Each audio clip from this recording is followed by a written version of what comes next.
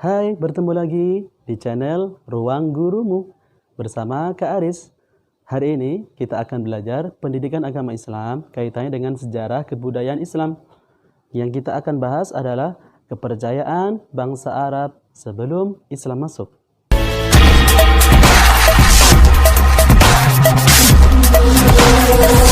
Audio Jungle.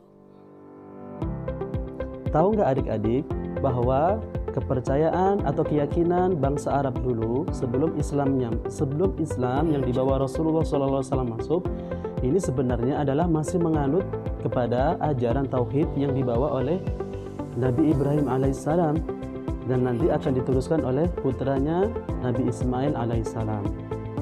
Sehingga tapak tilas beliau, Nabi Ibrahim dan keluarganya saat ini masih kita jumpai, seperti makam Ibrahim, ada Hijr Ismail, ada bangunan Ka'bah, dan lain sebagainya.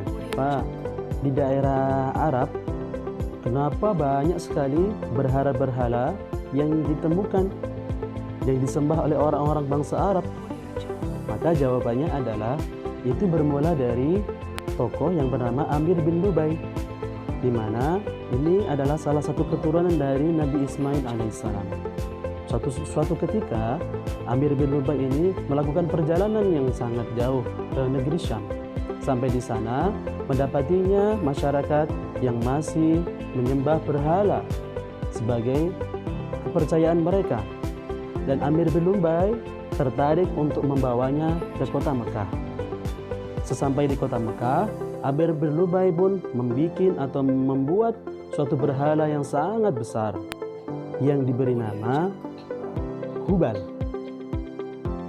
Nah, karena saking banyaknya berhala-berhala yang ada di Ka'bah, ada satu berhala yang besar yang tadi saya sebutkan bernama Hubal. Pada musim haji, masyarakat pada saat itu berbondong-bondong untuk mengunjungi Ka'bah karena belum ada syariat haji. Kayak adik-adik semuanya, ketika melihat pemandangan di mana di Ka'bah di sekitarnya banyak sekali berhala-berhala, maka pada masyarakat yang pendatang pun bertanya, ada apakah gerangan? Maka diseru oleh para pemuka setempat bahwa orang-orang pendatang harus menyembah berhala yang ada di sekitaran Ka'bah. Kira-kira mereka percaya nggak ya dengan adanya patung-patung itu? Maka adik-adik semuanya, mereka pun mengikuti arahan dari pemuka masyarakat Makkah pada saat itu. Dan sampailah mereka pulang dari kota Mekah dan mereka pun membuat patung-patung atau berhala-berhala yang mereka tiru dari kota Mekah di kampung halamannya masing-masing.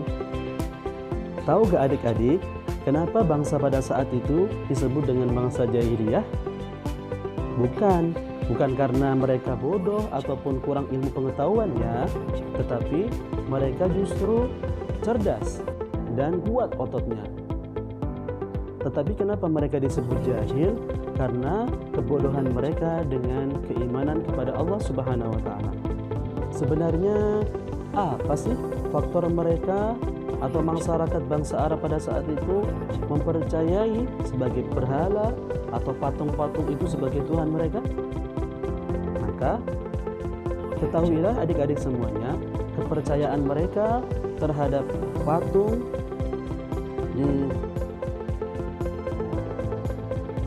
hal ini mendasari bahwa mengapa mereka menyembah patung, karena kebutuhan mereka atas ketuhanan. Dalam hati seseorang akan ada rasa ketuhanan untuk menyembah.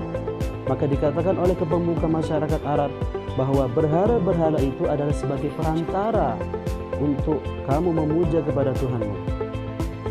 Yang kedua, adik-adik semuanya, faktor yang membelakangi mereka untuk menyembah berhala adalah karena dilindungi rasa takut yang berlebihan. Maka ketika suatu bencana menimpa Jazirah Arab, maka mereka berlindung dan tidak ada perlindungan lain kecuali meminta kepada Tuhan. Dan ini suatu faktor yang mendasari mereka mengapa mereka menyembah berhala. Yang tidak kalah pentingnya, kenapa mereka menyembah berhala-berhala yang sebenarnya tidak bisa berbuat apa-apa, karena ini adalah ada kekuatan leluhur dari mereka yang terus turun-temurun diberikan kepada anak cucunya. Maka tidak menutup kemungkinan kondisi masyarakat Arab yang hampir semua menyembah berhala, maka anak cucunya pun akan ikut menyembah berhala.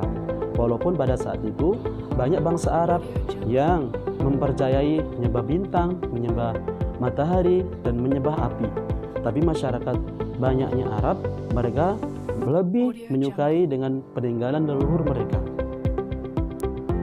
Nah, setelah kalian memahami kepercayaan bangsa Arab sebelum Islam masuk, maka kerjakan rangkuman kesimpulan dari Kak Aris paparkan pada pagi hari ini. Adik-adik semuanya, jika video ini bermanfaat, maka kalian bisa men-share atau berbagi kepada teman-teman yang lainnya. Dan jangan lupa untuk klik tombol subscribe ya, dan bunyikan lonceng notifikasinya. Nah, kalian juga bisa kok menulis materi yang kalian inginkan di kolom komentar. Nah, insya Allah untuk kedepannya Kak Aris akan bawakan materi kalian. Ya, cukup sekian ya. Sampai berjumpa lagi. Bye.